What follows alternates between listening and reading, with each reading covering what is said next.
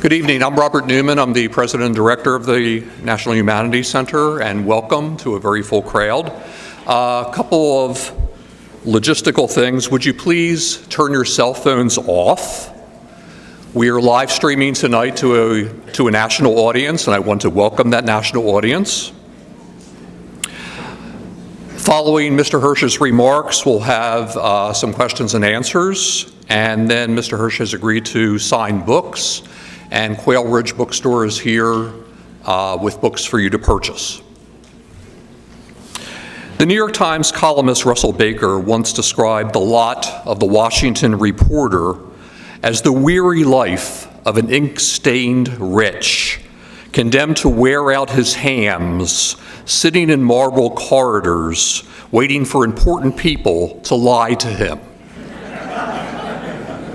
As his recently published memoir, simply and tellingly titled Reporter, demonstrates, Seymour Hersh's hams remained in good shape during the past 50-some years. He seldom stayed seated waiting, instead energetically and creatively pursuing his stories. Instead of deferring to important people, he consistently spoke truth to power. And he dedicated his craft to exposing lies and liars. Because of his clear-eyed reporting, his painstaking gathering of irrefutable facts, and the credibility of the insurmountable evidence gathered where other less dedicated reporters did not think or did not dare to go, our country time and again has been forced to face the shame of the sins committed in the cause of misleading abstractions. Cy Hersh came to national prominence 49 years ago this month, when on November 12, 1969, he first broke the story of the slaughter of hundreds of unarmed civilians by U.S. soldiers in a small hamlet designated My Lai by the U.S. military. For his coverage of that horrific massacre and the Army's subsequent efforts to cover it up, he was awarded a Pulitzer Prize, and the public consciousness regarding the systemic evils of the Vietnam War was forever changed. In the 5 decades since, Cy has continued to earn a reputation as our country's preeminent investigative journalist. He has reported on massive, illegal domestic intelligence gathering operations by the CIA, abortive attempts to assassinate Fidel Castro, and President Nixon's secret bombing of Cambodia during the Vietnam War. He has broken stories about U.S. involvement in the overthrow of Chile's democratically elected government and the killing of President Salvador Allende, of Henry Kissinger's wiretapping reporters and criminal duplicity in undermining the Vietnam peace process. And the list goes on and on. From his work uncovering the Watergate scandal for the New York Times to his revelations about the torture of prisoners at Abu Ghraib, Cy Hersh has played a prominent role in shining light on the excesses of those in power and calling them to account, and has established a model for transformative investigative reporting that's been unparalleled.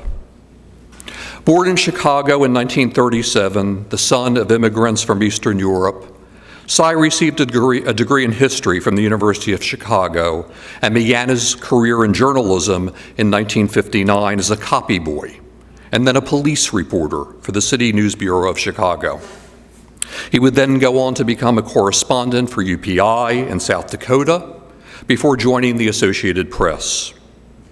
In the intervening years, Cy Hersh served long stints writing for the New York Times and the New Yorker and has published 11 books.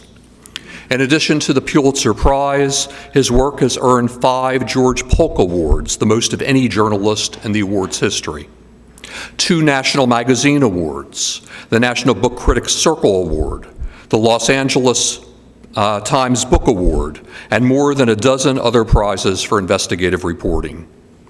In 2017, he received the Sam Adams Award, which is given annually to an intelligence professional who has taken a stand for integrity and ethics.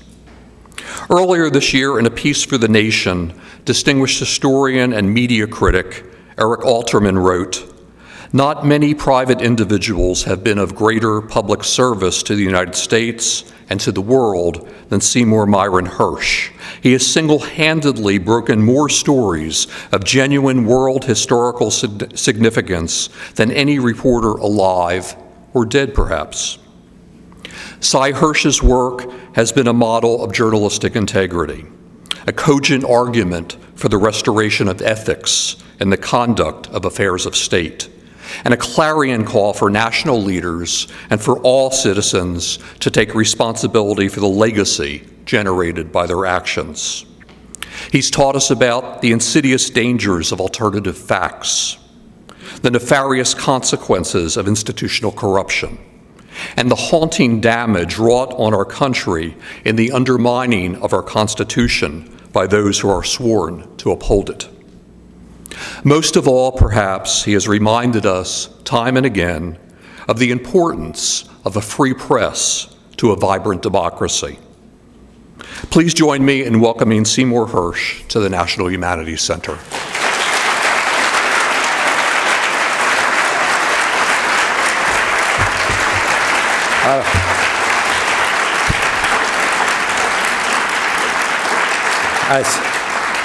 That's quite an introduction. I feel like I'm following Demosthenes, but but so we go. I'm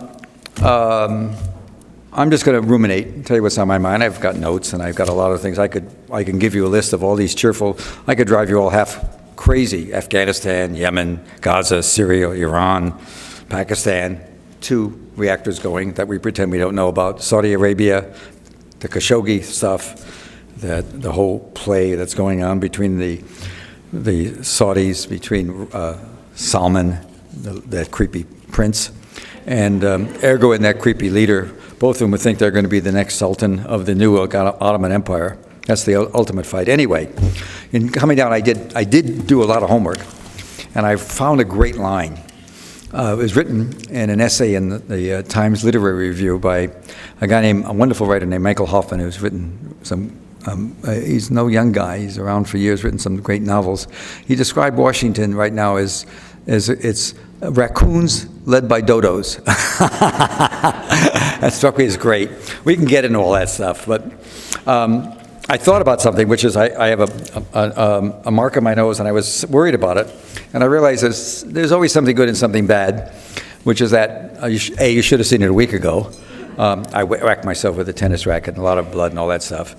But I was thinking I would say to people, you should have seen the other guy. And then, of course, the fact is that the truth is that I haven't been in a fight probably since I was in 5th grade or 6th grade, a real fist fight, you know. And we all grew up. I know my parents said it to me, and whatever language we spoke, wasn't always English.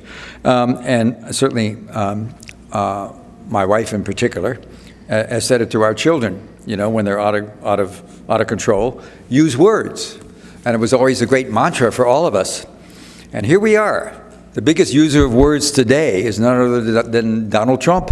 So where do we go with that, using words? So maybe words aren't good enough. I don't know. I've always thought they were. In my business, I'm going to talk a little bit about journalism, and just one thing from this book. But the rest of it, we ought to talk about what's going on. And there's a lot of stuff going on in the media. There's a lot of problems going on in the world. Obviously, I just mentioned a bunch of places. We don't seem, Afghanistan knocks me out. 3 GIs were killed yesterday by a bomb. And we're, 17th year into this war, and Alexander the Great had troubles there. And a lot of blondes still in the Hindu Kush Mountains, believe it or not. You know, 50 generations, 300 generations later, I don't know how many, I don't know what the math is. And the Brits, of course, in the 19th century fell apart. They were destroyed, had units that went in and couldn't do anything. Are you all hearing this? No. Jeez.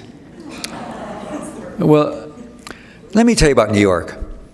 I would have been told in 2 minutes in New York City that you couldn't hear. And I can't tell you how many times I've spoken to places bigger than this with sound systems that also had me nervous after a minute because I didn't see anybody's face move. And get done with the speech before big crowds, and, let's go out to the West, Middle West. And when it's all over, everybody said, of course, we didn't hear a thing, and nobody said anything. I don't know where to put you into this, but you answered no. So can you hear me now? What's going on with we didn't do a mic check, did we? It's our fault we did not do a mic check. Is it okay now? All right. If you can't hear me, do what they do in New York and say, "Sha, make it bigger." Anyway, I was, so words. I'll tell you a couple experiences in my life that were formatic. In between college at the University of Chicago, I went to law school, which I just hated, couldn't stand it, got out of there. I did well for 2 quarters, third quarter I just disappeared. Too much memory, I just didn't like it. And I did get a job as a police reporter in Chicago for something called the City News Bureau, which is out of business now. Chicago in the 1920s had so much crime and so much gangster and so much court activity that the major newspapers, I think there were just 4 then still, maybe more, but there certainly were 4 by the time I got there in the 60s, early 60s. And the radios stations then, and later the television stations, all got to fund the City News Bureau. Ben Hecht wrote a play called The Front Page that had a revival on Broadway, but it was a major hit for years around. It's still played in colleges and in high schools, standard play. Now we got it going. And so I worked as a copy boy. I got a job there by serendipity. I just heard about it. I had no interest in journalism. I read the New York Times. It was a thing to do at the University of Chicago, but you didn't go to class, you did the puzzle. And if you could do the Friday and Saturday puzzle fast, you were in real business. That was it. That was how you measured your sort of standing in the class. I don't know. Anyway, so I go there, and I'm working as a police reporter in Chicago in 1960-61. And eventually I have to be a copy boy, and I run a mimeograph machine. And the stories are, the City News puts people in every police station and in the courthouse, and we're the first wave. And what I learned there was about tyranny, because Chicago was a mob city. The Giancana mob controlled it. And one of the things you learned, if you had a press pass and you were City News, and you're always up face-to-face with cops and with fire department, because you're the first guys on the scene. And in the courthouses, I didn't do courts. I did the fires and I did police. I had to go in the Army, and I went in the Army eventually, but probably quicker than I wanted to because of what I learned. And it's sort of, I think about it a lot. What you learn young sticks with you. The first thing you learn is cops can be very smart. Chicago was dominated by second, third generation Irish cops. And no matter what IQ or promises the second generation or third generation had, they had to be a cop. So they were stuck there. And there were cops that would with amazing brains, and you're always nice to the sergeant. Because, again, if there's anything on the radio, you want to be there first. You could do anything you want. They were very good to us. You couldn't write about the mob. So if some guy showed up there's a street called Rush Street, which was a nightclub street, that was a big controlled. Most of the clubs are controlled by organized crime. If some guy was found with 14 bullets in it and it was reported as a traffic accident, you stayed away from that. And there were some cops that were dirty, and you stayed away from that. So things I learned so quickly. I'm doing it. I'm working the night shift. Cops were nice to you. Downtown Central Police. They would come up sometimes. I was only I and a guy from the Chicago Tribune, a Wood Service guy and a Tribune guy, maybe a guy from one of the daily news then. The paper's long gone. There's just 2 or 3 of us working overnight. It was sort of the first kid job at City News. And I'm monitoring the radio, and I hear about 2 feds shot shot and killed on Roosevelt Road, about 2 miles away. I've got an old car, and I can't park in the police parking lot, but there's street parking because I started at night. And so I get to the scene, and sure enough, I'd been in the Army yet. I hadn't seen dead people. There's an undercover. They were postal inspectors, feds. But all cops respond the same way to their fellow brothers. And I take a look. I get through the police. There's not much of a crowd. It's 2 or 3 in the morning, but my pass gets me right there. And I look in the car, and there's blood all over, and they're lying there, and bullets and blood. Clearly they're dead. And I go up to the sergeant, not quite appreciating the anger, and I say to him, are they dead? And he grabs me, it was winter, and he grabbed me by my coat and threw me really hard against the car and said, with 15 different swear words, take your pick. Not until they're pronounced, you little whatever, he said. Not until they're pronounced by the coroner. So here I am. I'm competitive. I want to be, if I get to that story and the Tribune has an edition at early morning, and if I get there and they have nothing else to do, they'll use my story. They have no choice. And that's a coup. Because usually we're just fodder for the big boys. We'd cover a scene and report about it, and the big boys, the regular guys, would come, the real reporters. We were just kids. And so I waited for the coroner, and it was fine. Nothing happened. So I learned a really important lesson. Sometimes it makes a lot of sense to wait. And I see it less and less in the papers today. They just jump on everything. Manafort lied. Oh, big blow, it's terrible, he lied, Trump's in real problem. But what does it really mean? It means that Mueller is saying, I can't use him as a witness. You can't call him a liar and bring him in a trial against the president if you're shooting for the president. Actually, it's a big blow for the prosecution, whatever it is. None of us have a lot of gossip, but nobody really knows what he's got up his sleeve. My hunch is less than we might think, but that's just a hunch. I'm not sure. I'm not sure what he's going to do. But Manafort losing, being called a liar is not good for Mueller's case. But you wouldn't know that for the first day. So they all jump. They still jump. I watch it. I've watched it for 50 years. I watch them jump. The second thing that I learned as a police reporter, and my father was an immigrant from. And my mother, both were immigrants from Eastern Europe. My father had a business in the Black Ghetto in Chicago, which was a very common thing for Jewish businessmen. To find a business in the Black Ghetto in Chicago was a major field of operations. It was a big chunk of the city. It still is, although the ghetto lines are no longer. Before World War II, there were really limits. You couldn't cross certain lines, but after World War II, anybody that took a bullet for us in the war wasn't going to pay attention to those lines, so they were diminishing. But this is still in the late 40s, early 50s, and the lines were still there. And the Black Ghetto is still, we know about the shootings that go on in Chicago. It's who knows what lack of motivation makes that continue from the leadership there.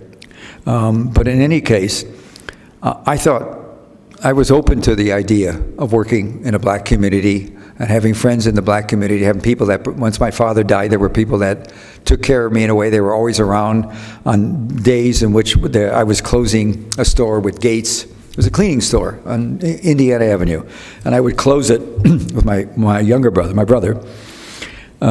twin brother, actually. But he was always much younger to me, believe me. I was dominant. I made sure of that. Anyway. And there would always be people around when we had cash on hand. And it took us 10 years, my brother and I were discussing, they were protecting us. I didn't know anyway. But the point is, so I thought I knew something about race in Chicago. And I'm at the South Side again in Hyde Park and the police department, in the police station, and there's a murder-suicide in the heart of the Black Ghetto on 6300 South Side. And I get over there. And when I get there, it's a scene out of some sort of macabre movie. It's a fire. The father had gone, apparently, as much as I could gather, had gotten enraged at his wife and shot her and then set the house on fire, burned himself, and killed his children. And the fire department had lined up 6 or 7 bodies in, like, out of a child's story, like Daddy Bear, Mommy Bear, all by size. I'll never forget that. I'd never seen anything like that or envisioned anything like that. So I do the best I can. I go to neighbors, I get some names, I do what I can. I'm, again, the first guy, it's late at night. And I'm thinking, this is unbelievable. Guy shot, it's going to be such a story. And I call up the desk at City News. City News was famous for having editors that would say things like, you learned you cannot make mistakes at City News. They had sheets and they marked your mistakes, too many mistakes in a story, and off you're gone. It was dog eat dog. And so I knew it was, and the line was, if your mother says she's loved you, check it out. That was the line. Check out everything.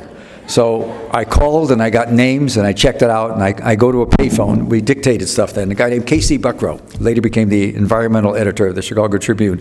A lot of the guys went on to have great jobs in newspapers at City. Mike Royko, who's a famous columnist, was one of my peers. He was a little older, but he was also working there. So we had the talented people there. Kirk Vonnegut worked there earlier. So it was a training place. One of the columnists for the New York Times, the conservative guy, what's his name? I don't read him much. Come on. Brooks. He went there. He was a reporter there, too. Good for you. Only last name. They got half wrong. I was always tried to be a great student. And in math, before my father got ill, I was always wanted to be the first in everything. And in advanced calculus or something we took in 12th grade or, in 10th grade or something, we were all very progressive in Hyde Park and Chicago Public School. I went through the final test, in a whiz and left, but I got 50 because I didn't prove it. I didn't do the proving, which is pro forma. I'll never forget that, but you only get half because you only got the last name. David, right? Okay.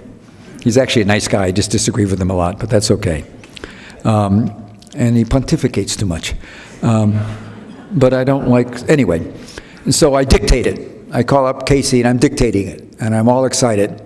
There was a man named Dornfeld who was a country farmer who came in every day with muddy boots. And he was the one who said, if your mother says she loves you, check it out. Dorney was his name. And he gets on, we have an intercom system. And the conversation goes like this, and I'm learning about my business. He says, my good dear energetic Mr. Hersh. I said, yes, sir, Mr. Dornfield. I've only been in City News I'd been a copy boy for about 6 weeks, and they moved me quick. And they put me in the field, which, live or die. And he said, do the alas, poor, unfortunate victims happen to be of the Negro persuasion? I said, yes, sir. He said, cheap it out. That meant, you're right, 7 people were killed in a fire in Southwest Chicago last night. That's what we did. That's how we reported it. And I thought I knew something about racial relations. Whoa, I didn't know much at all. And finally, I'm still working night police, and it's another couple of months. By this time, I was smitten. I loved it. I hated law school, but I loved this. There was something about the action and something about the fact that even though the cops seemed to be your friends, they really were not. And what happened is there was a police report of a squad car coming in. They'd arrested a guy in the black community on a suspicion of robbery, and he began to run. And they chased him, and eventually they had to shoot him, and he died in the chase. So I said, oh, wow, what a story. Middle of the night, wow. And so I go down to the parking garage down below in City Hall, the downtown, 1121 State, I remember the address. It's probably long gone. You took an elevator down, there was a parking lot for the squad cars. And I'm walking to the car comes in. They were Irish cops. I got letters when I talked about it once, people saying it's unfair to the Irish, but they were Irish cops. And they got out, and one of the buddies said, so that guy ran on you. He said, no, I told him to beat it, but I shot him in the back. I plugged him. I heard it. I heard him say it. I shot him in the back. I shot the nigger in the back is what he said. No, I told the nigger, go beat it, and I shot him, plugged him. And so he reported as he was fleeing, and he fled, and I read the reports. So I call up my editor at City News, not Dornfeld, another guy, and I say, hey, here's what I got. And he said, what? I said, I heard him say it. He said, you think you're going to report that? I said, yes, sir, he shot somebody in cold blood. I have the squad car, I talked to him about it. As if I was interested in it. I got his plate number. He had a partner who said nothing, and there was another guy who talked to him who heard it, and I have the squad car number so I can track it down. He said, do you really want to stay in downtown police? I said, what do you mean? He said, you can't do that story. I said, I didn't know what he was talking about. And so I waited a couple of days, and I went to the coroner's office in downtown Chicago, and I found, it was just innocuous. I was asking to see an autopsy, and sure enough, there were 3 bullet holes in the back. No mention of police bullets. So I call back, and they say to me, you better stop this, because it isn't going to happen. You're going to, first of all, it's not safe for you, and it's not safe for us. And so I went in the Army the next couple of days. I just went and signed up and left, feeling I love this profession. but it's really far, far from perfect. And I, who went along with this, was also far, far from perfect. So if you wonder why I had a feeling of self-censorship and how awful it was, I had it very quickly, because the whole city was riddled with self-censorship when it came to that issue. Later in 1964, I got back to Chicago for the Associated Press, and I began to write a lot of stories for them about police abuse. And it was a different position than I was now. I had more experience. I'd covered a state house. I'd been more of a reporter. And I came back, and the AP let me do what I wanted. I mean, I was talented, obviously, and they let me do. They eventually sent me to cover the Vietnam War, which turned out to be the best, the worst thing for them and the best thing for me, because I was able to write from Washington about the horrible things that were going on. You know how you do it? You have to. The lesson I learned very early in journalism is, I want that guy. First of all, there are a lot of wonderful people in the military, a lot of wonderful people in intelligence, a lot of wonderful people in the CIA, in the State Department. What you want is that guy or that woman who takes the oath of office, as a federal official, the oath of office to the Constitution, and not to the general, not to the Secretary of Defense, not to the Secretary of State, not to the White House, not to any president, but to the Constitution. And they do exist. And they do exist. And so it goes two ways. You make it Abu Ghraib. Yes, I got people to talk to me, but a lot of people talk to me because they knew I would do the right thing. I would protect them and write it. You get a reputation from the inside anyway. So I just tell you all that because it's so amazing that I could sit here and you heard all those things about all those things I did, and I wrote a whole book about all these things I did, and it's all been fine. Except it's what I learned in the first 6 months that really motivated me an awful lot. It's not our job to look the other way, and I did. I had no choice. I wasn't in a position where I could do anything about it, which one reason I could hang in so long and not become an editor, always on my own. So, to get away from it, let's talk about words. I mentioned that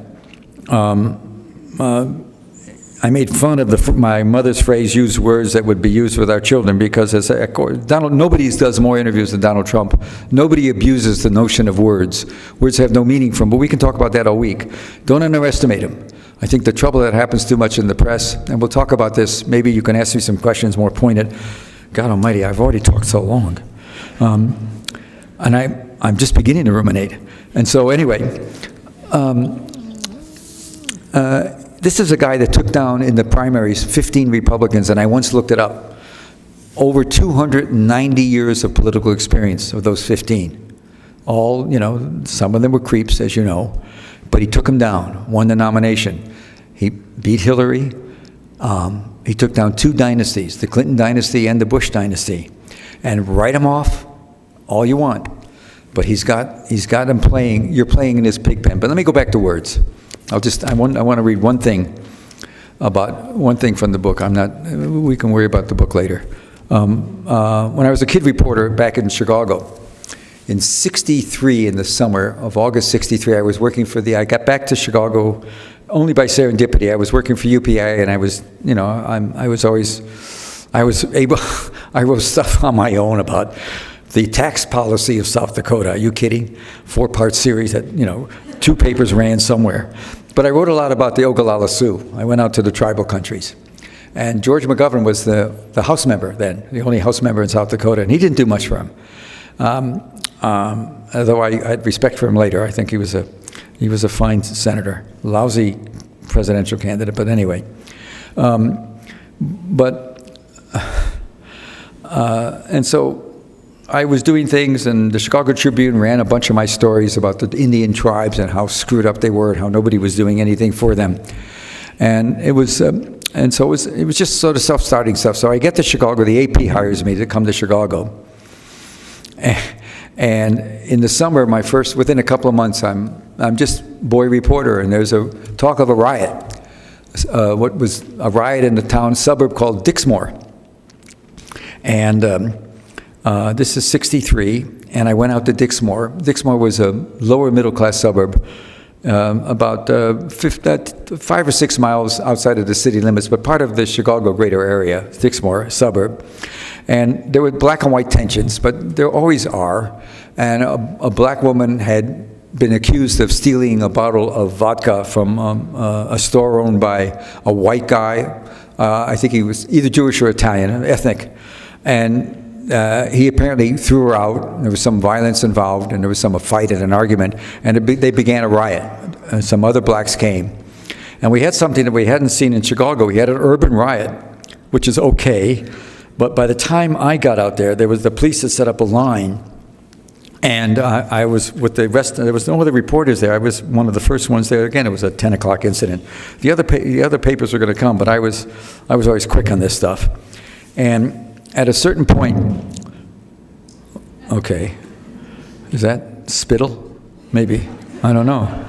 It's a possibility. You can't rule out anything. Anyway, at a certain point, a cop, I was standing up talking to him, and we heard bang, bang, bang.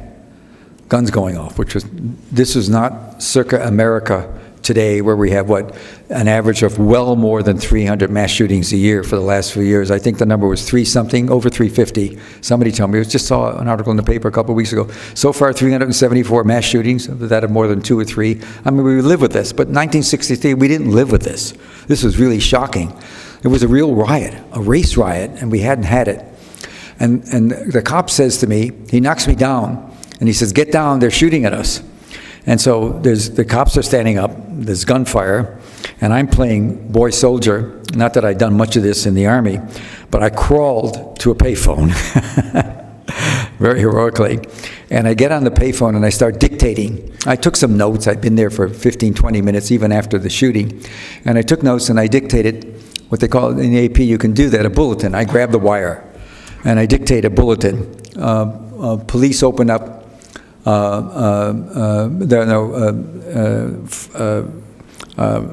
cops said they're shooting at us and we're responding. I said, riot broke out where African Americans, Negroes, I don't know what word I used.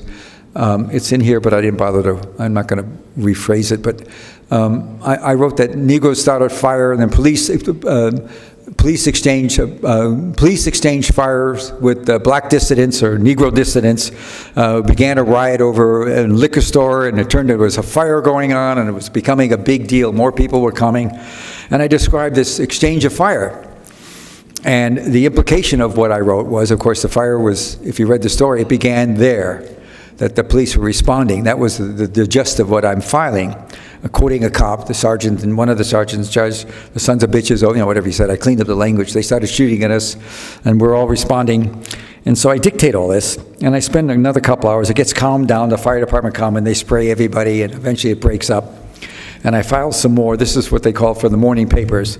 And then about 1 o'clock, I'm coming back in to file an overnight story, because those are the days when the afternoon papers had as much circulation as the morning papers.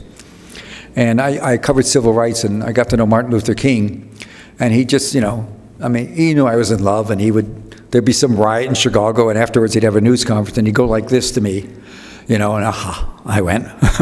And then he would say something about Johnson I wanted to hear and what he wasn't doing. And I would write it for the afternoon, knowing that it'd be in, 5,000 newspapers around the world, and that's the power the AP had then. Less now, because most people don't pay as much attention to news as we did then, I guess. I don't know. Newspapers aren't as vibrant or as important, which is something else, and certainly don't have enough money. So anyway, I get back to the office. There was a night editor named Bob Olmstead, one of those amazing guys. I asked somebody today at dinner here if they remember Dorothy Day. Dorothy Day was this very liberal Catholic theologian who really believed in good works. And Bob Olmstead and his wife were Dorothy Day Catholics. They were adopting children left and right. He was just the most wonderful man. Later became a major editor of the Sun-Times, but he's still at the AP then. And here's what he did to my bulletin. I had written gunfire, blacks, a police exchange, blacks opened up fire on the police today, and there was an exchange of volley after volley bullets, some sort of, that kind of stuff, headline stuff. That's what I dictated as a bulletin. And here's how he rewrote it. Gunfire broke out tonight at a racial riot because I had made a judgment for which I was not qualified to make. I didn't know because a cop said they started first. I didn't know who shot first. And I remember it was like a master's degree in journalism. There's words. Gunfire broke out tonight. Conveys everything. It was just as good a story. And it didn't commit us to a point of view that I had no basis of making. I had no judgment. And it wasn't that I didn't trust cops. And it was just that I didn't know. The cop said something, and I took it literally. But by the time I got to it, they were shooting a lot, and they claimed they were shooting in response. And the first shots I heard, I didn't know where they came from. I wasn't an eyewitness. I was in the side, and I got closer to it. Anyway, okay, so go along. I make my way. I leave the AP over fighting about coverage of the war. I began to be very critical of the war, and Robert McNamara, who I scoped out very early, was a psychotic liar when it came to the war. He was a civilized man in other ways, but he really was a liar about the war. And I knew that from generals I got to know. How do you get to know a general or an admiral? You take an issue. They were losing a lot of planes. The Navy was flying off carriers. And in testimony, McNamara was denying the losses were that great. And somebody in Congress told me, check it out. So I go look, and before long I'm talking to the 4-star general in charge of the Navy Air. And in the military, if you're in Navy Air or the Air Force, and if it's on the water or on the ground, who cares? But if it's in the air, it's Jesus Christ. So they were into it. And I wrote a bunch of stories about this and sticking it to McNamara because he was lying about it. And that let a lot of people know that I wasn't afraid to do it. I wasn't afraid to do it. I didn't know that the drums were beating for me, and they were eventually. About a year and a half later, after doing this stuff, I was reassigned from the Pentagon to Health and Human Services and got the hint and quit and became freelancing. That's how I ran into the My Lai story as a freelancer. But anyway, eventually, I went to work for G. McCarthy. The press couldn't do it. The war was still horrible, murderous, murder every day. My days in the Pentagon, I'd gotten to know a lot of junior officers, 04s, 05s, if you know, captains, majors who were in combat, and they were telling me, you have no idea how much killing we do, for which we don't have any responsibility, and we have no idea who we're killing. It's a bloodbath, and it's madness. And guys were leaving. Guys were getting out as soon as they could, particularly even West Pointers. They had 4 or 5 years they wanted out. They had to stay 5, or they had to go back and be an enlisted officer. But I learned a lot, just lunches, talking. And I can tell you, I go to journalism schools a lot to give talks, and I'm always asked, what advice do you have for us? And I make every teacher happy. I say, read before you write. You can't do it without reading. And I read all of the Christian world, the Christian church world, the Episcopalians, the liberal Christian church were putting out pamphlets and books about war crimes, and nobody was paying attention in the major media. And I was reading them. Bertrand Russell Tribunal had incredible stuff on war crimes. Guys talking with their name, and you could find them in Cleveland. You could talk to them, and they'd verify what they testified to before the tribunal. And Russell was written off in America as a 94-year-old crank who hates America. The last 2 were true. 3 were true, but so what? The stuff was good. Anyway, so I'm reading this stuff. So I was ready for My Lai, but in '67, I was really dispirited, and Bobby Kennedy went running, Eugene McCarthy did, so I went to work for him. I didn't like politics, but I liked him, and I learned a lot. I wrote speeches for him and did stuff, and I got to know a lot, but I got out of there eventually. Politics is not what you want to be. So after I did My Lai, I won, you heard the Pulitzer Prize. I won a bunch of other prizes, tons of prizes. I mean, I gave 300 speeches. I didn't care whether I just went from college to college giving speeches for a year. I mean, sometimes I got paid, sometimes I didn't. And everybody remember Dick Gregory? Well, Dick Gregory was a great athlete, but you wouldn't know that. He was a high hurdler at Southern Illinois University. He was Olympic caliber. When I first got to the AP, I had to go do a piece about him. This was before he became an anti-war guy. Or civil disobedience guy, because about his athleticism. So we became friends. I lived in Hyde Park, he was there. And so I hadn't seen him in years. And while I'm in Syracuse doing a speech, this has nothing to do with anything, but it's a great story. No, it's just a great story about this guy. And this guy, this is before he did his 300 days drinking apple juice and his big beard. You forget what a great comedian he was. And he was giving a speech, and people liked. He was going to McGill with me, McGill University in Montreal. I was giving an anti-war speech, and he was also scheduled to speak at the same forum. We didn't know it, so I hadn't seen him in a couple of years. So we spent all night sitting up. We should have slept a little bit because it was an overnight train.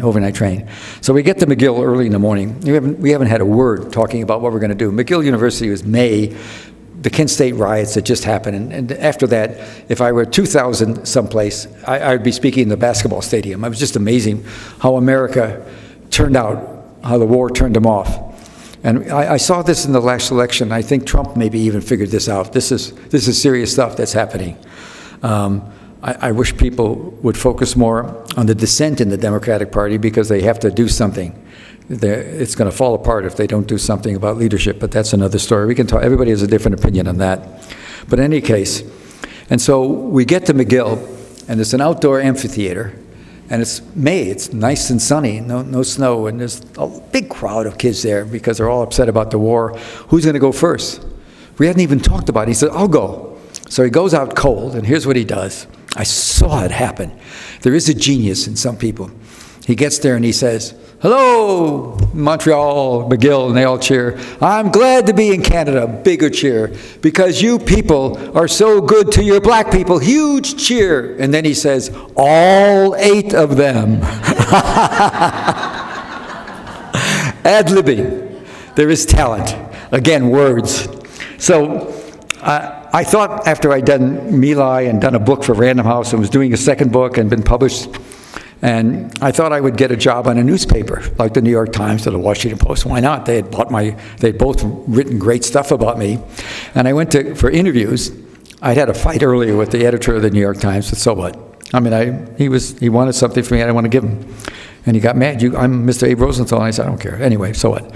So I go there, and nobody wants to hire me because I work for a politician. Think about George Stephanopoulos. You see the changes we have now. And so I didn't know what to do. And so I had an agent, and I said, well, maybe I should go to the New Yorker, and he said no. My agent had a lot of clients that worked for the New Yorker, wonderful people, and he said, you haven't actually worked on a newspaper. You've worked for a wire service, you've done a book, you're doing a second book, you've written magazine stuff, but you haven't worked on a newspaper. I think, so I just left and called up his office, Sean, and the secretary said, do you have an appointment? I said no, but tell him I'm on the phone. Oh, I know what had happened. I'd given a speech that day, I gave a speech, an anti-war speech. It was June of 71. I'd given a speech to the editors and writers of New York, publishers and magazine editors, and 2,000 people there in Central Park, and I'm giving the speech, and I can't get a job on a newspaper. I thought it was nuts. So that's when I asked my agent about this, Sean. So I tell the secretary to tell him I'm here. She's sort of huffy. I said, just do it. He's there. Just tell him I'm here. So she said, can you come in 20 minutes? So I go to see him. And he's this wizened guy. The point of it, he hired me. I go out and I'm doing a project for him. And on my very speeching in South Dakota, Vermillion, South Dakota, University of South Dakota, a kid comes up to me. He'd just gotten out of the Army. He was a company clerk, and there'd been a horrible, not quite My Lai type, but the same intentions had been covered up, and he had done all the typing for the general about it, and he kept a copy, and he gave it to me. So I called up Sean, said, I got this, and I know I'm on a big project for you, but I think I want to write this. He said, do what you have to do, Mr. Hersh, that's fine. So I do a story. About 3 months later, I turned in 12,000 words. And I don't really know Sean. I just saw him, and I went like this. When I first saw him, I go, da, da, da, da, da. After 5 minutes, he said, fine, that'll do. And he said, I swear, what he said to me, this is back in 71, is 500 enough? I said, 500 what? He said, $500 a week draw. That's what they paid in those days. My last job for the AP was $138 a week. Are you kidding? Anyway, so I call him, and I say, I'm sorry it was so long. And here's what he said to me. This is in fall of 71. Oh, Mr. Hersh, he said, stories are never too long or too short. They're too boring or they're too interesting. How's that? So I do the story, and a wonderful editor named Pat Crow is my editor, and we edit it, and it's a writer's magazine. He would say, I think maybe this graph would be better if you did this, and I'd say, oh yeah, that's a good idea, But it was up to me. It's all different now. It was a wonderful magazine to work for, 250 pages a week. I mean, he was just over, he had to turn down ads. It was such a great magazine. Anyway, the magazine's still wonderful, but the economics of the time are different. And it's painful to see. And so I do this story, and it runs about 12,000 words, 40 galleys, and Pat Crowe says to me, Sean wants to read it because it's the first thing you're doing. He wants to give it a close read. He always does that. I say, okay. And this is before internet or anything like that, or FedEx. And so I'm nervous. He's going to read a proof. And finally, about a week later, in the mail at home in Washington, comes this envelope, big envelope, and it's the galleys, edited by Sean. Nothing on page 1, I was ecstatic. Probably more due to Pat Crowe than me. So on page 3, Sean, he's got a very small handwriting, circles a cliche, and he draws a line to the margin. It's a very small margin. I'll never forget this. And he writes, Mr. No Dot, Mr. Hersh, dash, please, PLS, use words. That's a PhD in journalism. If Bob Olmstead gave me a master's degree in journalism school, Sean gave me, after that, my poor children would never give me a paper to read. No, you can't say this, it's hackneyed, it's an old phrase. It's amazing how if you think about not using not using cliches, or obvious figures of speech, how much better off you are as a writer. And the other thing I would say to journalism students is, get the hell out of the way of the story. There's no such thing, and it's, as you see in the paper every day, in a surprising development today, Mueller did this. Let the words tell it, make the surprise. Just don't use it. And so what I see going on now, and I want to answer, the party doesn't start till 9:30 downtown, so you're stuck here for at least another 45 minutes, okay? And there's no plane or train out tonight, believe me. I think the airport's closed, I'm sure, unless you want to go to Minneapolis. I saw a flight to Minneapolis. Raleigh to Minneapolis? Why does that work? As I came in the airline today, Raleigh to Minneapolis. I wouldn't have guessed that in a million years. And the other thing about towns like this is I've found in going to Milwaukee and to Minneapolis and to Fargo, the lines for check-in to go through security are always 40 minutes. Am I wrong? Just always, maybe I just caught it at the wrong time. I came in around 4 o'clock. Maybe that's it, but they always seem long to me. In smaller towns, big cities, I don't know. Maybe they have more than one person running a thing. Anyway, so about journalism. Here's my worry about journalism. There's terribly important things going on in the bureaucracy that are terrible. I'll recommend a book to you, The Fifth Risk by Michael Lewis. It's a small book, 221 pages. Lewis did something. Michael Lewis, wrote the book about he's written a bunch of about the baseball player and also about the collapsing economics. He's sort of a genius in a way.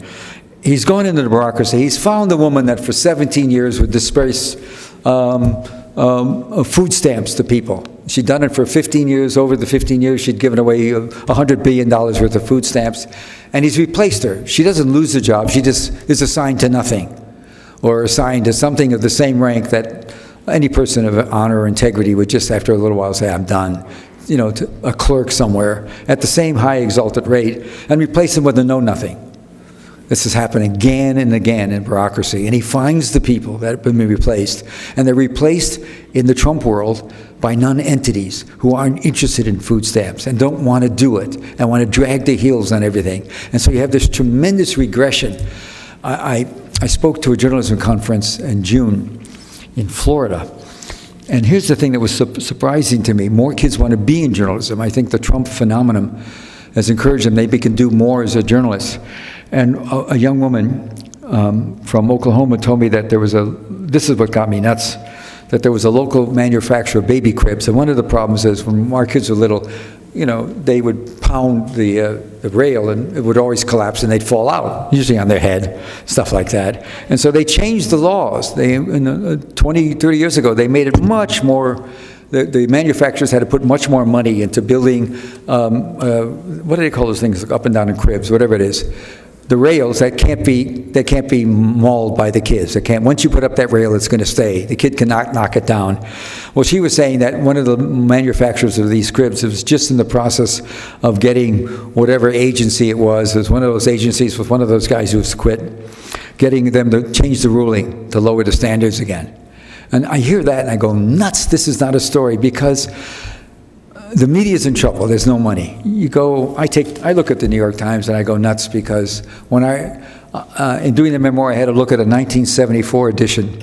It was 424 pages. December, admittedly it was December, but it was early December, 1974. 424, 34 pages. The front section had 3 sections, and when I wrote for it, there were 8 columns, and 7 columns were display ads. So you learned if you want to be on page 1, you either had to write 400 or 500 words for page 1 and 800 for the one rail column. If you wanted to do more, you have to negotiate with editors. I remember that constantly. There was just, space was a problem because the paper, despite the fact it was so big, it was so full of ads. So there's no money. So who's the meal ticket right now for the New York Times and the Washington Post, CNN, MSNBC, and Fox News? Trump. He's a meal ticket. Go after Trump and you get readers. The New York Times is growing, I think, 200 online readers every 3 months. I mean, they're still not even at 3 million. To be profitable, they have to get to 8, I understand. I have some friends that tell me these numbers. They're pretty ghastly numbers. If you go through the paper, as I have, particularly on Mondays and Tuesdays, there's all house ads. Maybe one full-page ad that's a discounted, sort of one of these big, no display ads. They're not selling dresses and fur coats or whatever it is. And so it's a crisis. There's just not, the money isn't there. When I worked at the New Yorker, I left the New Yorker because it was stories I could do for Bush and Cheney when they were in power. I had trouble doing with Obama, that sort of double standard that I didn't like. But I was making something like, I'm not bragging about it, but a lot of money a word. I mean, a lot. Enough so that if I did 2 or 3 stories a year, I was fine. It was, a good living. And there's nothing like that in the business anymore. It's really in trouble. And the blogs that we thought, the BuzzFeeds and all that we thought would be a savior, 10 years ago they were in great shape when they came. They're all dying too because Google and Facebook are gobbling up everything. I've heard secondhand Facebook's profit. They don't talk about it. What's that guy's name? Zucker, whatever his name is. Sort of creepy guy. But yeah, he is. What can you do? I know that's maybe why he did what he did. IT people, I don't know. Somebody who spends all day at a computer. I had one of my kids did that. He drove me crazy. But anyway, they do it. It's probably a good 20 billion in profits that they don't talk about. They're totally dominating the market all over the world. And Facebook does. Yeah, they're all the big ones are getting it. And so the blogs are going nuts. They're not, they don't know what to do. They're going to combine. There was a story the other day. So that, I thought maybe the blogs, I thought 30 years ago city papers were going to help out. They were going to be radical, but they turned out to be more interested in making money than exposing stuff. So that didn't work. I was just thinking about alternative media. I always like to think about it. When I worked at the New York Times, I worked for 8 or 9 years there. And I was sort of the star there. I was hired there to do Vietnam, but I paid attention to the place. And one thing I realized right away, Noam Chomsky used to always complain to me about the New York Times' lack of politics. And I always say, hey, buddy, if there's going to be a social revolution in America, the New York Times won't know about it for 6 months. We're much more establishment than you think we are. And I liked it. It was a great place to be. They were honorable. They did, and the Times still does honorable stuff. But they're in trouble. They have to hit Trump hard. Trump has to dominate because people read it for anti-Trump stuff.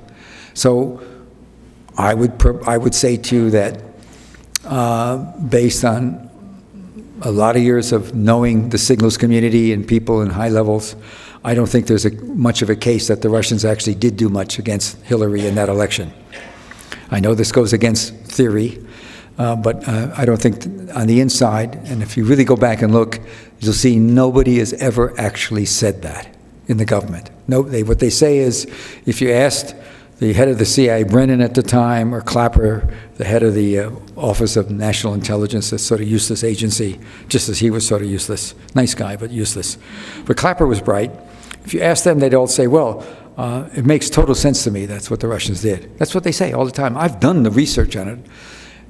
That doesn't mean the Russians didn't do it. It doesn't mean I'm wrong. But I can tell you every vibe I get that there should be, and there's been a lot written. If you follow Steve Cohn, the Russian scholar for NYU, and he's now at NYU. He was the Princeton scholar.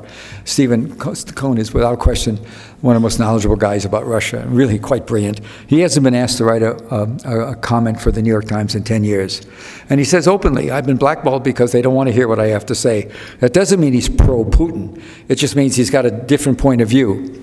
And so, a negative. It does keep the papers going. It makes MSNBC, you watch it, you get 3 hours. My wife sometimes, an election night, I can't stand it, but sometimes I'll watch it. It's 3 hours in a row of anti-Trump stuff. Yemen, in last year on MSNBC, got 3 minutes in a whole year. It's getting more now because there's a flap over the Khashoggi issue. And Trump wouldn't let the head of the CIA. By the way, she did do torture. I'm sure she did. But she's very bright. Gina Haspel, look out. And she told him something he didn't want to hear. There's no question. I don't know that, but I do know that in a way. She told him, you know, there's other stuff she's written that if he read, he would have gone smoke, but he doesn't read. But he's not dumb. He doesn't read. And is it crazy for him to go to North Korea? Well, what's going to make it work is the guy in the South. If anybody's going to get a Nobel Peace Prize, it's going to be Moon because he wants it. There's been 4 peace conferences between North and South long before Trump got on the scene, and the South never wanted to play. They wanted to play, but never enough. And this guy wants to play. He wants to get this resolved. And that's why it may be better. And there are some smart people. I named Mattis as one. There are some smart people that say there's a bit more to him. This will scare you to death. There's a bit more to some of the thinking in some places. For example, and this was just said speculatively, I'm just telling you this, why take the creep from North Korea to Singapore, which of course is, some of you, if you've ever been there, it's out of a Clark Kent Superman movie, Megalopolis, all high rises, you can't drop, remember you can't spit gum on the ground without getting in jail. It's beautiful and clean and very rich. And so what's the message really? So somebody's smart, there are some smart people, I'm not sure how much influence they have with them, but they know something, they would say, well, you know, part of the message is to Tehran, saying to Tehran, yeah, we really do know you don't have a bomb. We've known that a long time. The CIA has reported this for 15 years. There's no bomb there. They looked at it only briefly in 2003. And it's called the National Intelligence Estimate. There's been 2 that says no bomb. And everybody knows that. It doesn't matter what the papers write. They write about him having, it doesn't matter what the truth is. I can tell you there's no bomb there. Just as I can tell you the Pakistanis that we don't talk about have set up a second reactor. That's a plutonium reactor, right in our face, denying it, but they've got 2 reactors going. They probably have 200 bombs, and they're probably the most lethal scare country in the world when it comes to potential nuclear war, but we don't talk about it because it's uncomfortable. And anyway, we're so obsessed with Trump. We're much too obsessed with him to get into other stuff. Although the New York Times does do the best reporting on most foreign policy stuff than there is, there's always another side to things, even what happened in the Straits between Ukraine and Russia. I can tell you that the procedure always has been, if you want to cross, you tell the Russians in advance and they let you cross. What is his name? Petro Poroshenko? How do you pronounce it? The head of he's in big trouble, the guy in the Ukraine. He's in big political trouble. And so he sends his people in without clearing it, and so the Russians do what they always do. I wrote a book about the Korean airline incident. One of the things, and I wrote it, 300 years ago, along with my other books. But anyway, one of the things I learned about Russia then, from people that, you know, in Russia and also outside of Russia, also in the American community, also in Europeans who are sometimes more open-minded,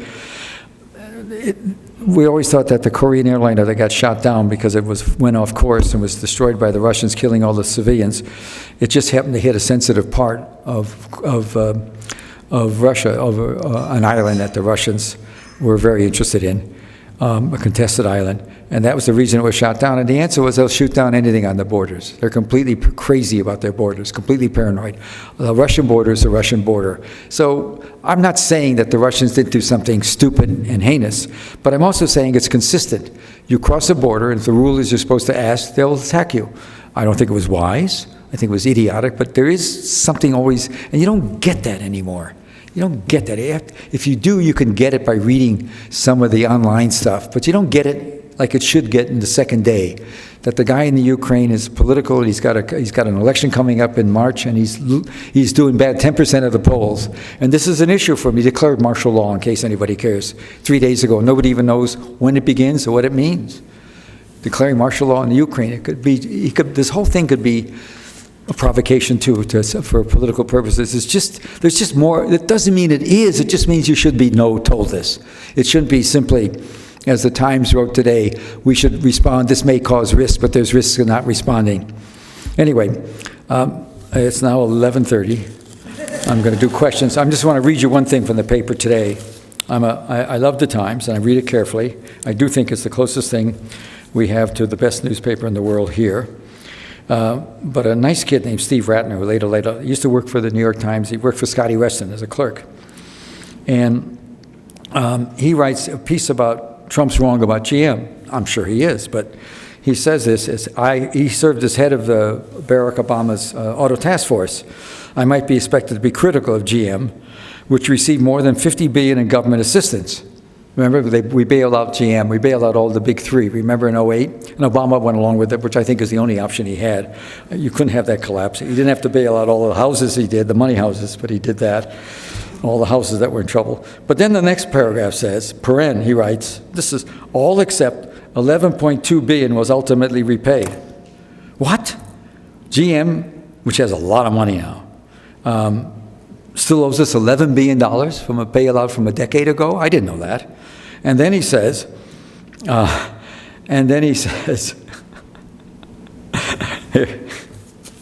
don't know why I'm laughing. I shouldn't laugh. He says something about workers that's beyond belief. He says, some critics argue that workers should come ahead of GM's robust profits and hefty share repurchases. However, the company's stock price is only moderately higher, and therefore he has to protect the shareholders and the corporation's stock. He's actually arguing that there's no real need to worry about the workers because the company's stockholders aren't getting as much out of it. I'm amazed to find that in an article. And the solution for the workers is the American government should also increase spending on education and training, and finally begin the long-delayed infrastructure initiative. We need to foster American pioneer spirit. For some Americans, like those who are going to be fired in those three companies, 2 in America and 1 in Canada, for some Americans, it's too late for retraining or education. So then he says they deserve a stronger safety net. I mean, I can't believe this stuff. I can't believe this stuff. You're going to fire workers and say, well, it's okay, because GM's profits weren't as great as they could have been, and they got the shareholders to take care of, and of course the corporates. Okay. One footnote I want to read about the difference between Watergate and today in terms of how we treat our enemy.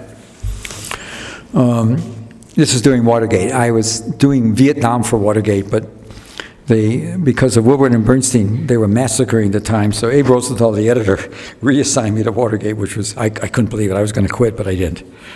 Because, so I ended up doing a lot of good stories there, and I like Bob Woodward. And I don't care if he makes $1 billion, not that much. But anyway, he had the right book in the right time. Anyway, and so I'm describing the difference in the 70s, 73, 74, when we were doing Watergate, and the bitterness that's in the press now towards the government, and look, Mitchell was a mouthpiece, but he also, I don't think I'd like Bolton any more than anybody else. I don't think I'd like Trump. I think that guy Kudlow, he turns out to be a lot smarter than people think. I'm told he's really bright, the one that was on television. And so some of the people may not be as awful as you think, but most of the cabinet are just insane. But anyway, so this is how the difference was. I had written nothing but terrible stuff about the White House, about Nixon, about Clinton, about Nixon and Mitchell too. So a couple years later, Mitchell's on trial. And okay, so this is a footnote I wrote. We're talking about the trial. And Mitchell was on trial for anyway. Okay, so I have a footnote. I knew Mitchell slightly, having interviewed him a few times, sometimes terribly with anger, and was surprised when he showed up with 2 of his lawyers for a late lunch in downtown Washington amid his 1974 Watergate trial on charges of perjury, obstruction of justice, and conspiracy. I nodded at him, but left the group alone to the end of his meals. The lawyer had departed, and Mitchell was signing a credit card bill. Clients always seem to pay for lunch with their lawyers. When I sat down, and again, we're talking about where everybody hates everybody on the other side. Mitchell had a terrible reputation based on his fervent support for Nixon, but he was hard to dislike. I asked him how it was going. He tore off his credit card. This is at a steakhouse, famous steakhouse in Washington, not Morton's, the Palm. You know the Palm. You've heard the Palm. Anyway, the lawyer, and Mitchell had a terrible reputation. Okay. He was hard to dislike. I asked him how it was going. He tore off the credit card for Nixon. He tore off the credit card receipt, wrote something on its back, folded it, handed it to me, and said, "This will tell all you need to know in life, kiddo." I waited till they left the restaurant before looking at the note. It said, "Next time, take the fifth." He was convicted the next year on all counts and spent 19 months in jail, the only senior in the Nixon administration to do so, sort of like Callie and My Lai. It was just different then. It was just different then. And it wasn't worse. You know, people were people. And so we've gotten into the world of caricatures, and now, because they have to lead with Trump, they can't go deep into the bureaucracy to do the stories that might not be page one but would be more meaningful, as Lewis has done, with not much attention to his book. And they focus on the tweets. They're playing in his kitty litter box. He controls it. He does a tweet. The MSN and CBS, no matter what else is going on, how much they're peeing all over the White House, they immediately run breaking news. Trump tweets so-and-so. Or if Trump makes an allegation, they immediately write it as if it's so. The New York Times has little choice but to follow. And even in the New York Times, I wrote so many good stories for the Times. The idea of writing a story for the Times and then going on television to talk about it, as these guys all do, it's just anathema. We'd be left out of the block. You don't go on television to brag about a story you wrote. It's all different now. And here's my worry. Cable television has taken the level down from here to here. Why? Watch it sometime. Mostly CNN and MSNBC. Fox doesn't do as many panels, but they're just as moronic in many ways. So they ask a question, the anchor person, and you have a panel of journalists, some from the Times, other papers, and usually a pal, a former political, sometimes a Republican guy or a former Clinton worker. And the question is, so what is Trump's next move now? And the first two words everybody uses when they begin the answers are these: I think. Because nobody knows nothing. It's going like this. I can just tell you, because those who know aren't going to go on television and shoot off their mouth. So we're really in a problem where this cable is lowering the standard. Nothing. When's the last time, what's that woman, Rachel Maddow, talked about Yemen? Or now they're, or about Pakistan. It's off the table. Let's do something. I'm sorry that this took 8 hours, and it wasn't very discursive. And I want you to know these are all notes I never got to. Oh, I did a little bit. I did a little bit. I got the word Trump here. I got Trump. I mentioned Trump. I mentioned Korea. I mentioned Ukraine. I didn't do so bad. I got about 20% of what I thought I'd talk about. We could go on. We could have a 10 o'clock seance here if you want. Okay, let's do questions. Mr. Newman.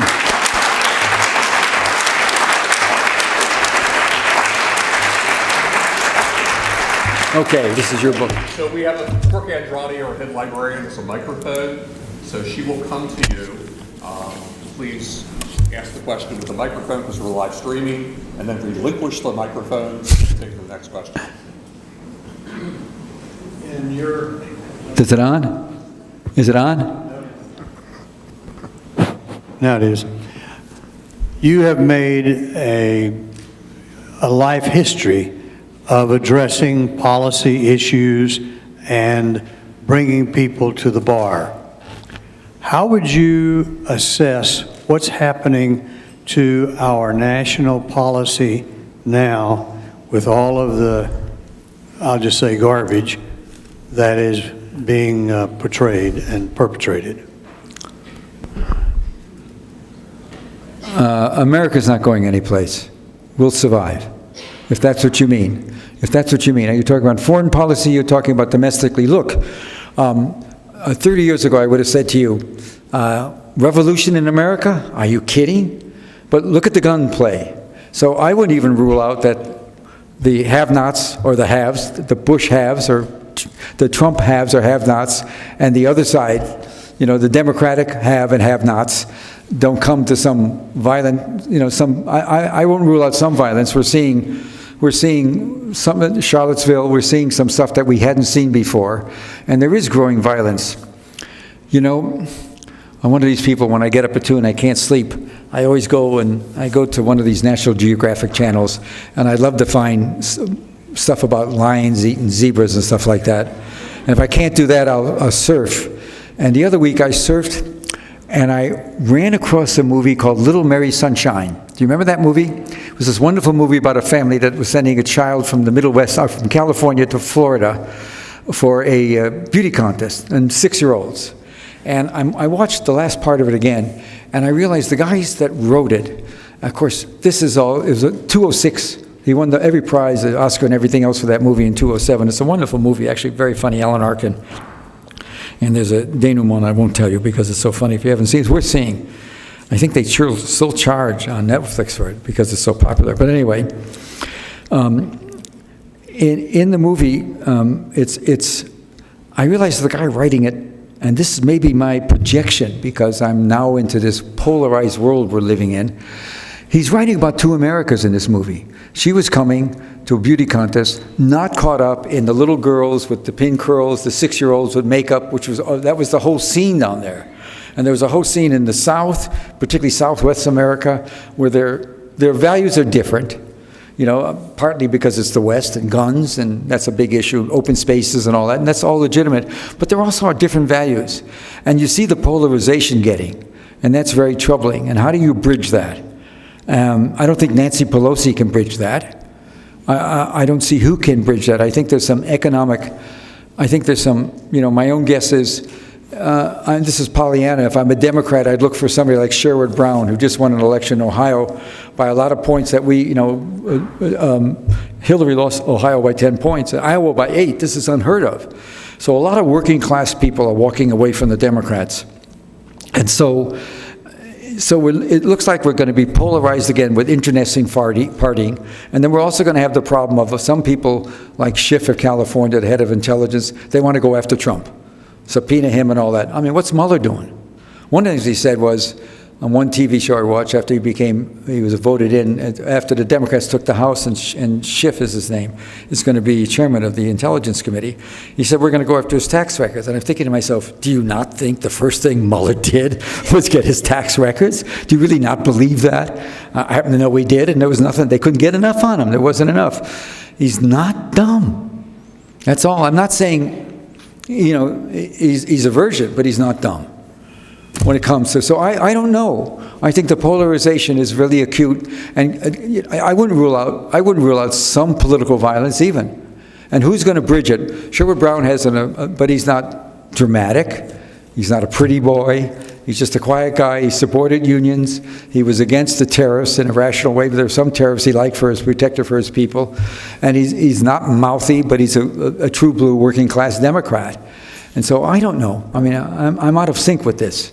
I don't think going after Trump directly, you're going to, something happened here in America. Let it happen. Let the Powells stay out of it. Just go talk about infrastructure, talk about health care, talk about the issues that work, and don't make it about Trump. I love going to Europe because I can pick up a paper and there's not a goddamn word about Trump in it. I just do it. You know, there's just no reason to be so focused on him. Let him do it.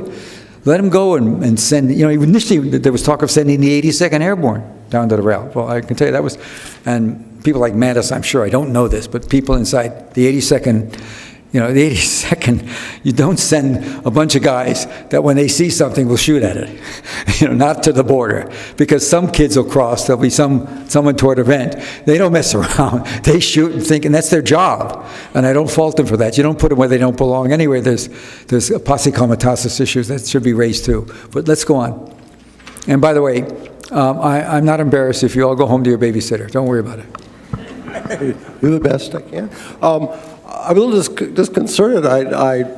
We've heard a lot about narcissistic oligarch and their wannabes. I'm not quite hearing you. I'm concerned. We've heard about certain narcissistic oligarch wannabes, and we haven't heard about people who have known to pull strings and work against infrastructure. I mean, think of the tax scam. Mitch McConnell's there. The Koch network is there. Right. I didn't hear about either of those two guys, and I wish I knew more. In the campaign? In passing the tax scam. I mean, Oh, well, no. Well, the Democrats, as you know, aren't exactly innocents when it comes to taking a lot of money from Wall Street and looking to protect the Wall Street. No, I think the Democrats have a sense for infrastructure, and I think that they aren't aggressively concentrating wealth and influence. You want a nightmare? I'm going to give you a nightmare. You want a nightmare? You want a nightmare? Okay. Heuristically, been around this town for 50 years. What's Trump's game plan? Why is he nutsy about salmon? Not just for oil. We produce actually more oil than the Saudis. Although it's refreshing to hear somebody actually saying, I'm doing it to keep oil prices down, because nobody ever talks that way. He does talk about things in his own garrulous way that most, he's just, anyway.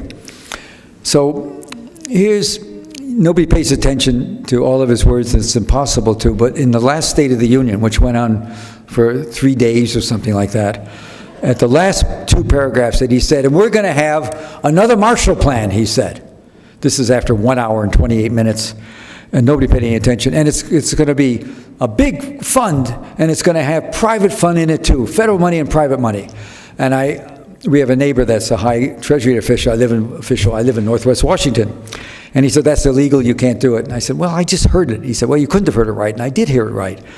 So, again, heuristically, maybe a little more than that, I asked somebody, what's Salman doing for him?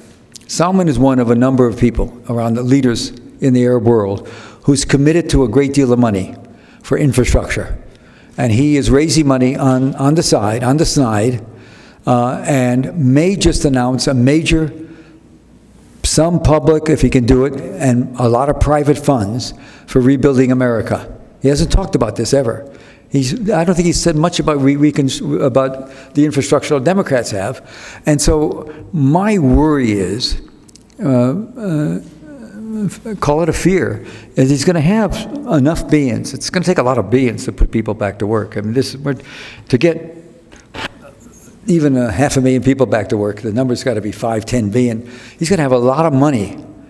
I know, I have heard something about a promise Salman made for funds, and he wanted to know whether or not he could bid on the projects.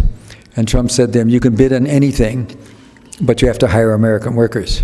So he's liable to have a surprise up his sleeve, which is a lot of billions parked in a fund that he's going to announce for infrastructure. And if he does, he's going to undercut the Democrats. I'm just telling you this because I don't really know it.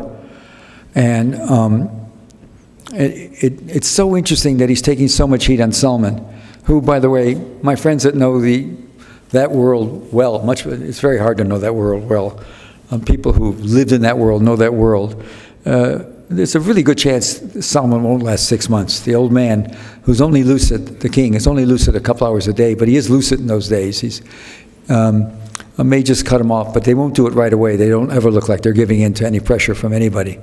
But he may be short time, and it'll be a great break, because what's going on now, I'll tell you, the American involvement in Yemen has been a disgrace for 4 or 5. We've been deeply involved in intelligence, refueling, arms.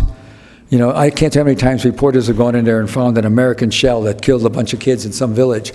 And what's going on now outside the Capitol, the starvation that's going on, all predicted, you know, having a international travesty.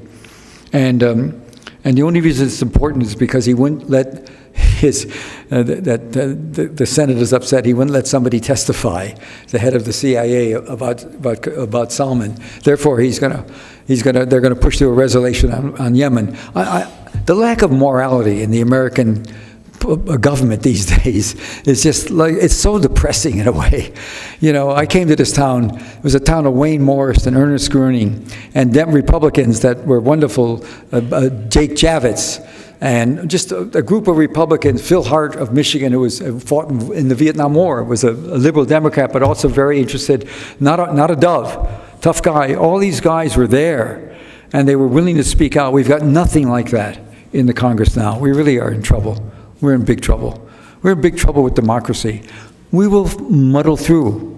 We will muddle through because there's so many, particularly the young kids, are so full of goodwill on all sides. I see them.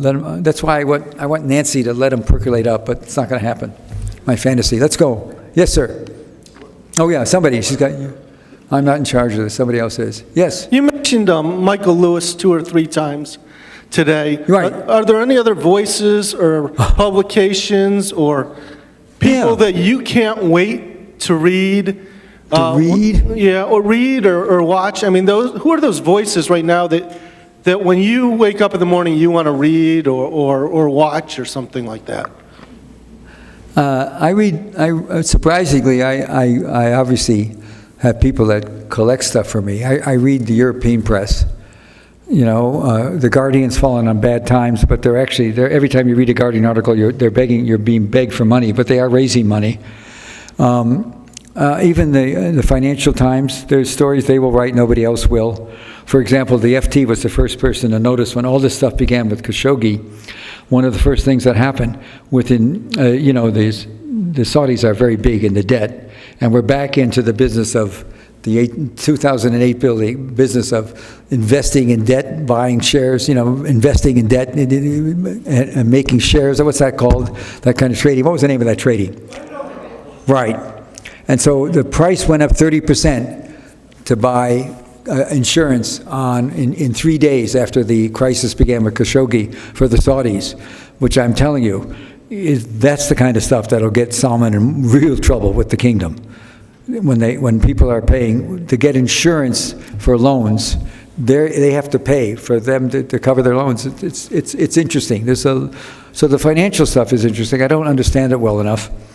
I've read the books on it, and I'm still not up to speed on it. It's just complicated, and but there's a lot of worry about the economics of America and the world, and I see something happening there. So I try to read that stuff. The Wall Street Journal, much as I don't like their editorial page, they do great reporting still, as good as anybody. The Times does. The Times on social stuff, arts, leisure. I just don't like the Times on Trump because they're too Johnny One-Note. They don't ever write any other. He could do nothing right. There's no right for him, and that's moronic. And it makes. I leave the New Yorker. I asked Sean if I should do it. I mean, I could have stayed. He said, you have to go there because you have so much energy, and you'll be able to do more in daily newspaper than I can do for you. I got 50 reporters. I can't run you every week. And so when I went to the Times, and I was always considered a lefty because I hated the war. My own view on it was I was OJT. I learned to hate the war because I learned a lot about the war, and I didn't see what politics had anything to do with it. In fact, my beginning in the war, I started reading about the war in '62. I thought we were fighting the right war, communism, just fighting it the wrong way. I didn't realize how corrupt everything was. Ellsberg and the Pentagon Papers helped a lot on that later. I don't read much about congressional testimony. Sometimes there's a hearing or two that I hear is good. People watch that stuff for me. In the old days, I always read all the hearings. Military, Armed Services Committee hearings, Appropriations Committee hearings. They're not as good as them anymore. The congressmen don't know the facts. They don't ask the right questions. The hearings are all blah, blah, blah. 30 years ago, you got a lot of information from hearings. You had people, really a lot of bright people who cared about the legislative process. That's not happening anymore. There's a great diminution. And forget oversight of the Intelligence Committee. The fight between the Democrats and Republicans about everything to do with Mueller is destroyed oversight. There's no congressional oversight of the Intelligence Committee. None whatsoever. Nobody even worries about it. I do. Congress had some restraints. I can tell you right now, there was a study done by Brown University, the Watson Institute, about 4 months back, that said, get this, the United States is right now involved in 76 kinetic activities around the world. Military, kinetic, where arms are going off. Many of them in Africa.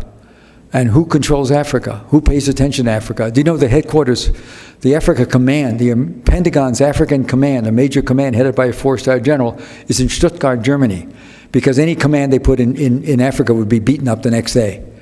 I mean, we are really in trouble in a lot of places. Our reputation's in tatters. Trump doesn't help. But it began before that. So, you know, Obama was a great, I thought a lot of Obama. I didn't think much of him. It's not on foreign policy. I thought the second term he could have done more. But at least he was a dignified leader and of great intellect. And so this guy's not dumb, but he's far from that. But we will survive him. And the demographics are so totally tilted towards the Democrats. Hispanic community is growing, the minority community is growing, there's more voting, even in the elections in Mississippi. You had much more voting by blacks turned out in ways they haven't been before, and there's a lot of people being energized. And so if not in 2000, certainly by 2024, the percentage is going to favor the Democrats by many, many numbers. In 2020, it could be even happen. So you see what's going on in Florida and Georgia. These are all very fascinating things. People are voting that haven't voted before. And Trump's doing something, a great service in a way. He's mobilizing people. My worry is it could lead to a counter demonstration with violence. We should do this, you know, I mean, it is midnight. So maybe two more, and then... Yeah, and I'll sit out. You don't have to buy a book to talk to me. I'll be sitting out there. I'll be glad to talk to you. So two more. Go ahead. One of the fundamental ideas. There's a woman speaking?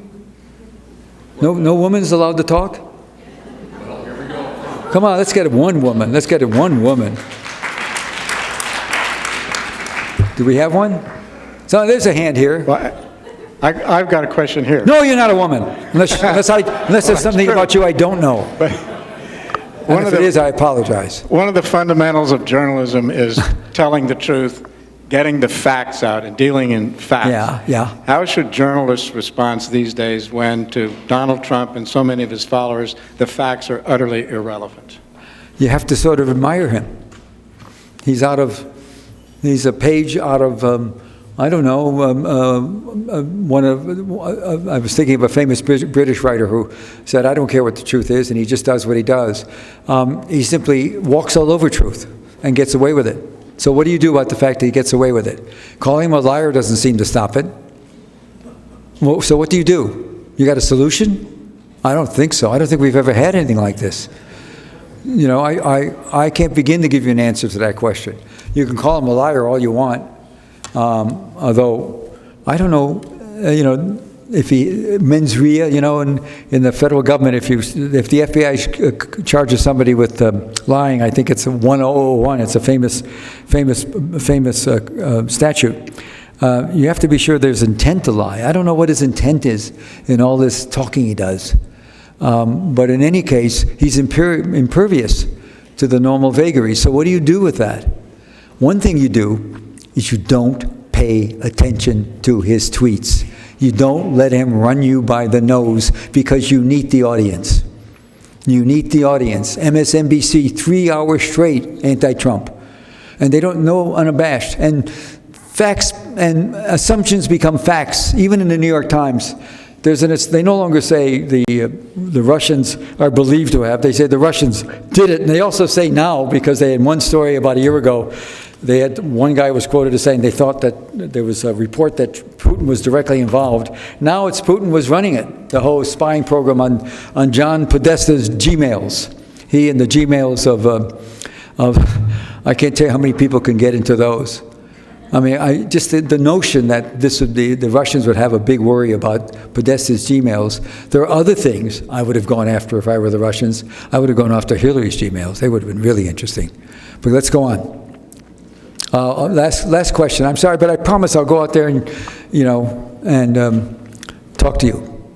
I'm just wondering, since... You're a token woman now. You see, now you're in trouble. Now I'm in trouble for making you the token woman, but okay. Thank you. I appreciate that. No, we're both in trouble. And I'm going to ask a woman's question. So since from what you described, from a very early age, you encountered killings and wrongdoings. How did that affect you emotionally, and how did you live with it? Oh, you woman. I'm unanalyzable. How's that? I just don't. Can you imagine what it was like to start on My Lai? I got a tip in My Lai, and the My Lai tip was this. A young lawyer named Jeff Cowan, who later became for Bill Clinton, the head of the Voice of America. He's a professor he was a professor for years at not the university, not UCLA, but what's the other? USC, and an eminent guy. He's written a bunch of really good books. His wife was in the Justice Department, but he was just out of Yale Law School, and he was doing goody-goody law in one of the first nonprofit law firms. A great new idea. And he came to see me and he said, I've heard, and he was secondhand, as I later learned on this, or third hand, that something went wrong in Vietnam and some GI has shot up a lot of people. And I had, this was late '69, I had gone nuts about the war. I've been reading about the war, obsessing about the war. I'd done a book on My Lai, and I was doing a second book. No, at that time, that My Lai hadn't happened. I was doing a book on the Pentagon overruns and stuff like that, military stuff. And I still had a Pentagon pass. So I thought, okay, they dropped a bomb on a village that they shouldn't have, or one of the things I did know, we would just fire shells randomly in the villages, and often not knowing whether there were Viet Cong there or just women and children. I also knew from my reading in the church groups and the Russell Tribunal that we got to the war in '65 early. Johnson lied. You want to know about a lie? Johnson put troops in there in March and told nothing about it till July. Told us there were no troops there for 4 months. Okay, I know Trump lies, but wow, that's a real lie. Not to tell us he's putting thousands of troops. And in the beginning, American soldiers had a lot of trouble.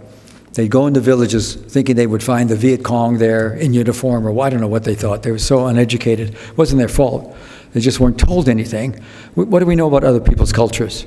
The GIs thought, what a bunch of crude people. They don't even have refrigerators. I mean, I heard that when I got into My Lai.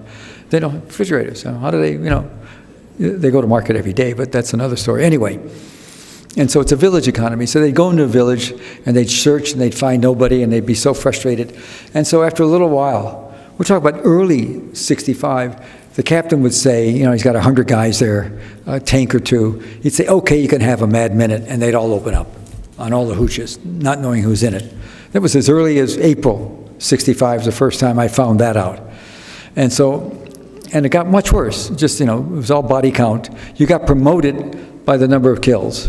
And if there were 6 lieutenant colonels with a battalion, one of the 6 would make colonel and get a regiment or get to be a division, deputy division commander, the one that had the most kills. So in the last weeks of the 6 lieutenant colonels tour, they were always 6 months. Just about the time they began to learn something, they pulled out. It became a madness to get numbers. So you just started killing everybody because you wanted to get numbers. I'm just telling you, it's as dumb as that. And so I start doing the story, and what do I get into?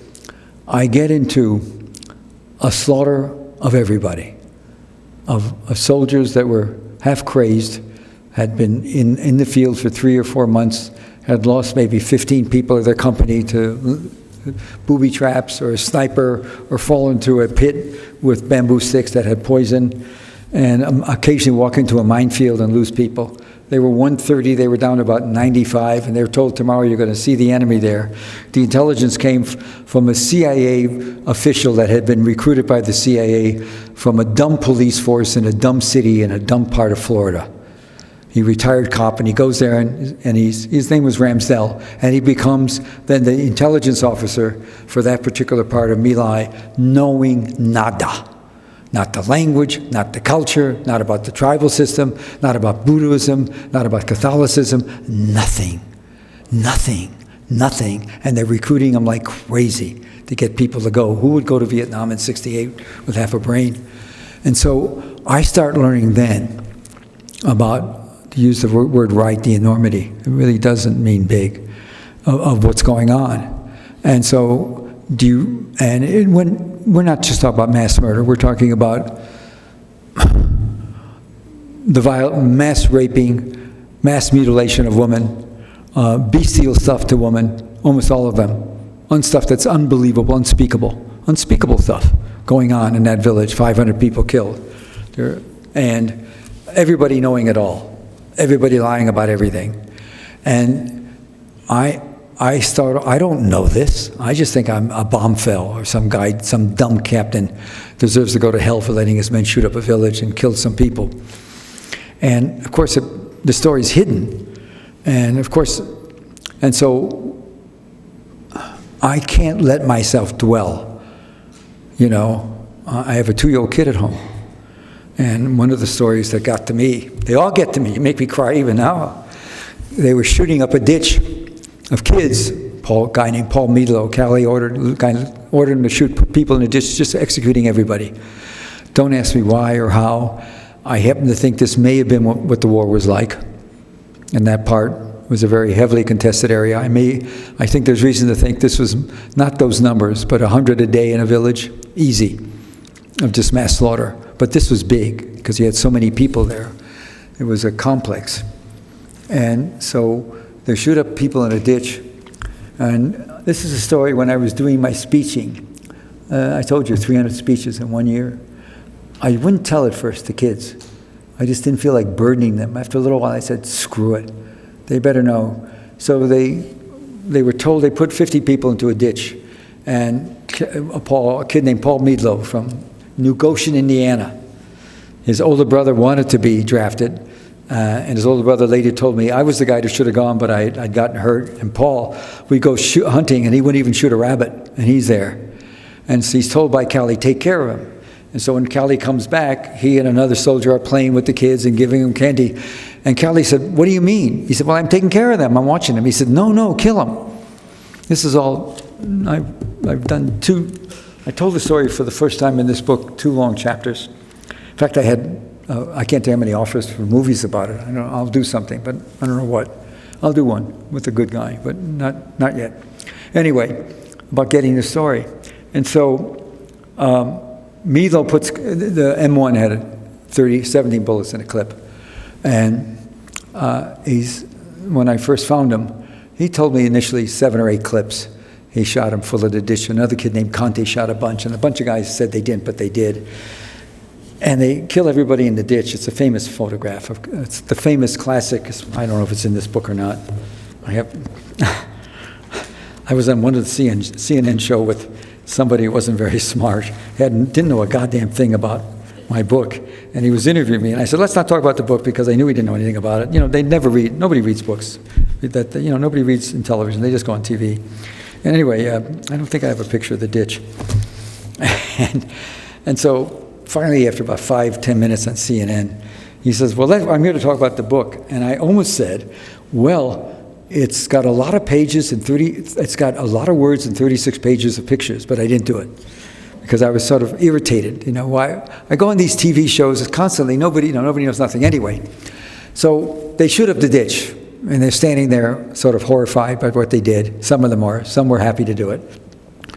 And they hear a keening noise, and some mother at the bottom of the ditch is taking a boy 2, maybe 3, maybe younger, and God somehow put him under her stomach. Everybody else, they fired an awful lot of bullets in between everybody to make sure they got them all, and they did. And this kid, the keening was the kid began to crawl up through the blood, through the bodies, full of blood from everybody else, other people's blood, but he wasn't shot. And he crawls up, and as he gets more and more to the top, it gets louder and louder. He gets to the top, and there's a rice field. Ron gets up and begins to run. In a rice field, and Callie, Lieutenant Callie, the infamous Callie that was blamed for everything. He was one of 6 lieutenants there. One of 6 first lieutenants, but you know, he's blamed for... Oh, he's one of... and a kid, did I hear what I said about the kid? Some kid climbed out, and Callie, who's one of 6 lieutenants, but he became infamous, the only one prosecuted and found guilty. Most of the others were let off. In ways I can't describe because I may do something about it. I'm still tempted to write about something. There's something else that happened then that equally as pernicious, not in terms of mass murder, but in terms of despicable dishonor by the military, in terms of avoiding the implications of an event. Anyway, Nixon was involved in Kissinger, too. I wrote a book about Kissinger, who it's easy not to like. He lies like most people breathe. But anyway, so the kid starts running all full of blood down towards a rice paddy, and Callie says to Meadlow, plug him. He can't do it. One kid, he can't do it. And Callie, in great disgust, officers had a carbine, a smaller rifle. Callie, the big man on the block, runs behind him and blows off the kid's head. And I didn't tell that story for a long time because, as a parent, you're asking me how I felt? Take a guess. We should end it here. Okay, goodbye. Thank you. Okay. Thank you. What do we do? This is your book. So Mr. Hersh will sign books. I'm going to take you in the front. In the front. Okay. And there's a reception back here. Thank you for reminding us of the importance of the truth.